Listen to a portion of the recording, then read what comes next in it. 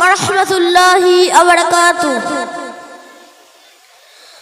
لله حمدا كثيرا طيبا لله مالك الأرض القهار توصيفا تعظيما تقريبا بنعت سيدنا محمد المختار.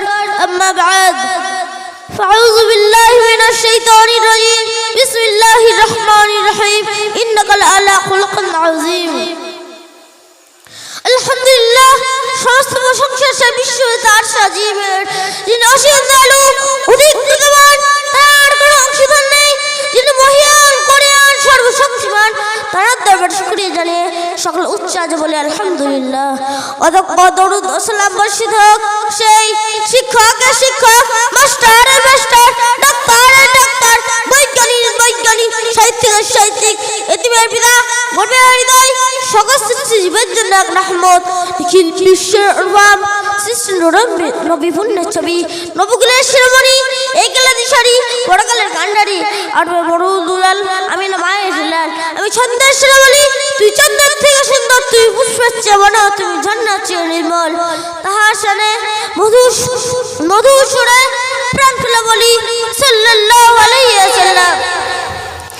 অতঃপর আজকের এই অনুষ্ঠান স্মরণধন্য মহামান্য সভাপতি সাহেব ও এখানে উপস্থিত বৈষ্ণব মন্ডলী ও মঞ্চ বৈষ্ণব হুজুর কেবলাগণ, আমার সামনে বসে থাকা শ্রোতাবৃন্দের সকলকে আমার অন্তরস্থল থেকে সালাম অভিনন্দন জানিয়ে আজ আমি আমার বক্তব্যের দিকে নিতে হচ্ছে। সম্মানিত বন্ধুগণ, বক্তৃতার সামনে থেকে আজ আমি যদি সঞ্চয় করছি সেটা অন্য কিছু নয়, সেটা হলো বিশ্বনবী সাল্লাল্লাহু আলাইহি ওয়াসাল্লামের অনুপম আদর্শ। একথা বলতে হলে আমাকে যে বলতে হয়, ধরার বুকে যখন আমার নবী অত্যাচার, ব্যভিচার, কুসংস্কার, শিরক, ফিতনা, অর্থাৎ গোটা পৃথিবী যখন ঘোর অন্ধকারে ভরপুর করে, তখন মানুষ সুখ শান্তির জন্য চাদর পথে নেড়ে নেড়ে গগন পাড়ে ঘিরে থাকতো। ঠিক সেরকম একটা সময় 570 খ্রিস্টাব্দে 12ই রবিউল আউয়াল সুবহেসাদের সময় তিনি আবির্ভাব হলেন হযরত মুহাম্মদ মুস্তাফা সাল্লাল্লাহু আলাইহি ওয়াসাল্লাম। তিনি এমন একটা সময় জন্মগ্রহণ করেছিলেন, সে যুগের মানুষ ছিল সুন্দর, শ্রীগত, অজগরের চেয়ে বিষাক্ত, ও কুকুরের চেয়ে লোভী, ও শুকরের চেয়ে নিকৃষ্ট। এমনকি তারা মানুষকে মানুষ বলে মনে করতো না।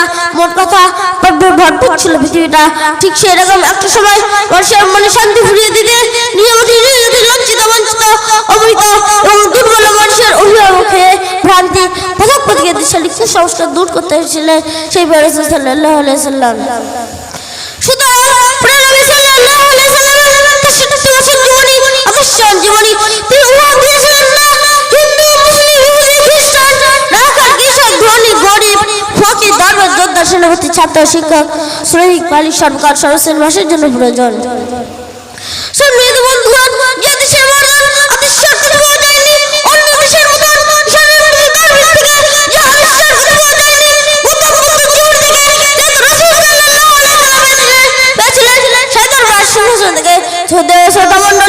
আমরা যারা অবাক হবেন, আজ ইংল্যান্ডের ব্রিটিশ মিউজিয়ামে লেখা আছে, as a father, as a teacher, as a lawgiver, as a reformer of the society Muhammad Mustafa সাল্লাল্লাহু আলাইহি ওয়াসাল্লাম অফ দ্য ওয়ার্ল্ড। অর্থাৎ বাবা হিসেবে, শিক্ষক হিসেবে, সংস্কারক হিসেবে হযরত মুহাম্মদ মুস্তাফা সাল্লাল্লাহু আলাইহি ওয়াসাল্লাম ছিলেন আদর্শ বান্দা। তার উপাধি দিয়েছিলেন আমানতকারী, সত্যবাদী। আমরা যদি সন্দেহকে ভালোবাসে উন্নীত হতে চাই, তাহলে আমাদের লক্ষ্য হতে হবে সেই রাসূল সাল্লাল্লাহু আলাইহি ওয়াসাল্লামের আদর্শের দিকে। যদি আমরা হযরত মুহাম্মদ মুস্তাফা সাল্লাল্লাহু আলাইহি ওয়াসাল্লামের আদর্শের দিকে সফল হতে পারি, তাহলে আমরা সবচেয়ে ভালোবাসে উপনীত হতে পারবো এবং ইহকাল ও পরকালে কামিয়াবি নসিব হয়ে যাবে। এই বলে আমি আমার সংক্ষিপ্ত বক্তব্য এখানে নিতে করছি। আমার ভাষা কথা ভুলতে উঠলে আমাকে ক্ষমা করবেন। আমি আলাইনা ইল্লাল বালাগ। আসসালামু আলাইকুম ওয়া রাহমাতুল্লাহি তাআলা ওয়া বারাকাতুহু।